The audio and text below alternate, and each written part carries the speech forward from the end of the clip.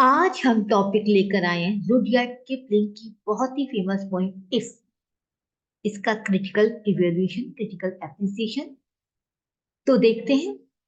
Winner of Nobel prize in 1907 Rudyard Kipling. जो Rudyard Kipling है वो नोबेल प्राइज की विनर रहे 1907 में।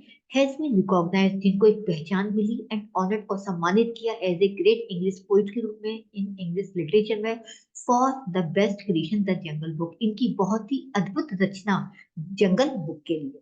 The poem is written in 1909 and published in 1910 made him at the height of success। जो कविता है if, वो 1909 में लिखी गई थी और पब्लिश हुई थी 1910 में। और इस कविता ने उनको सफलता के ऊंचाई तक पहुंचा दिया। टाइटल में होता है शीर्षक Rudyard Kipling's great wit appears in the title of the poem. और इस कविता का जो शीर्षक है इफ, वो रुडयार्ड किपलिंग की बुद्धिमत्ता को प्रदर्शित करता है। The word if shows a condition of hypothetic question. ये जो शब्द इफ है ये अपने आप एक प्रकार का हाइपोथेटिक प्रश्न, एक ऐसी दशा को दिखाता है that is full of suggestion, जो सजेशन से भी भरी हुई है। In other words the title is appropriate and suggestive to its theme. दूसरे शब्दों में कह सकते हैं इसका जो शीर्षक है बहुत ही अप्रोप्रिएट, उचित है और सजेस्टिव, सुझाव से भरा हुआ है। और इस विषय से बहुत ही एक प्रॉपर अप्रोप्रिएट, उचित है।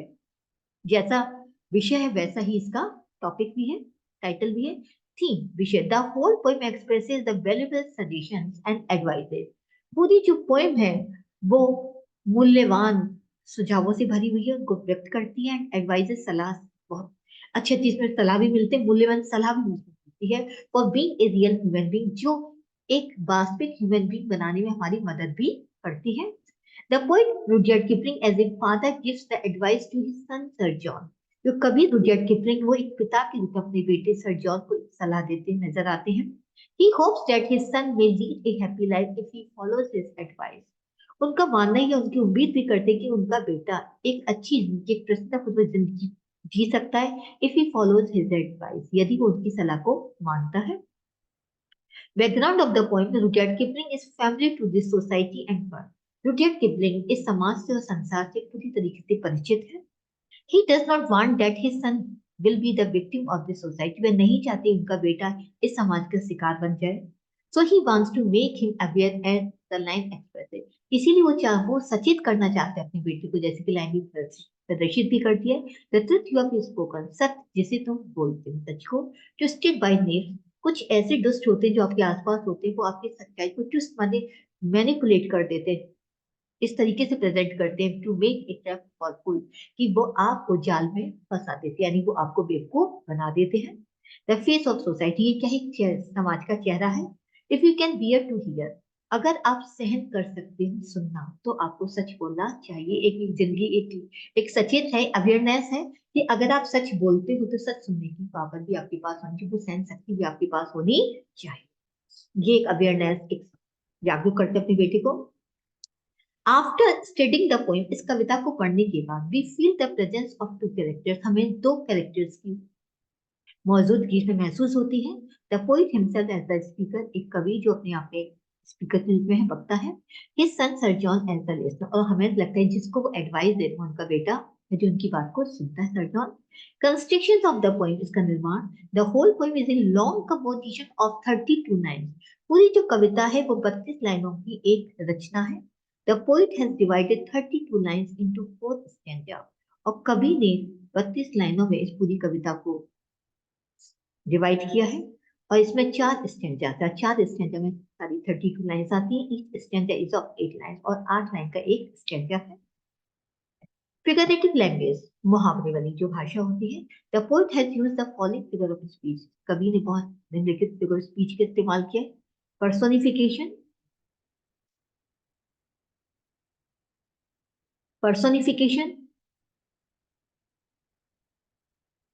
पर्सोनिफिकेशन है if you can be with truth and disaster. अगर आप मिलते हैं, ट्रुथ माने विजय और डिजास्टर माने हार। अगर हार और जीत से अगर आपकी मुलाकात होती है, यानी हार भी है और जीत भी, दोनों ही शब्द का इस्तेमाल किया। और इनको मिलना, क्योंकि मिलते किससे हैं, मिलने की मुलाकात होती है इंसान से, तो यानी ट्रुथ एंड हार को उन्होंने पर्सोनिफाइड, मानवीकरण से क्या दिए, एक क्वालिटी दे दी है।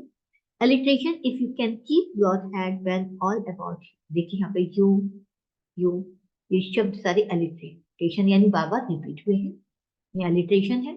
Assonance से if all men count with you, यदि सभी व्यक्तियों को तुम्हारे काउंट किया जाता है, यानी सभी व्यक्ति तुम्हारे साथ होते हैं, then to one, लेकिन कोई भी तुम्हारे साथ नहीं होता, सब है लेकिन सब होकर भी आपके साथ नहीं होंगे। Assonance है। ओके, जो अब और इस ऑक्सीमोरन, तुम एंड डिजास्टर दोनों अपोजिट वर्ड है, एंड किंग्स भी है, राजा भी है, नॉट नोज द कॉमन। राजा बनो, आप राजा की तरह जिंदगी जियो, लेकिन कभी भी आपको कॉमन टच से दूर नहीं होना चाहिए। तो राजा भी और कॉमन टच की बात की गई है, तो दोनों ही अपोजिट वर्ड्स का इसमें साथ इस्तेमाल ऑक्सीमोरन प्रोबेबिलिटी लैंग्वेज पाई गई है। The poet has great knowledge of capital letter, और कैपिटल लेटर का भी उसे बहुत अच्छी तरह से नॉलेज है कवि को, सच एज तुम, डिजास्टर, किंग, मैन, विल और अर्थ, ये वो कैपिटल लेटर जो इसने कविता के अंदर प्रयोग किए, जहां पर इन एडवाइस देते समय इन शब्दों पे वो काफी फोकस डालता है। Language diction, the language of the poem is very simple, कविता की जो भाषा बहुत ही साधारण है, बट मीनिंगफुल और अर्थपूर्ण है।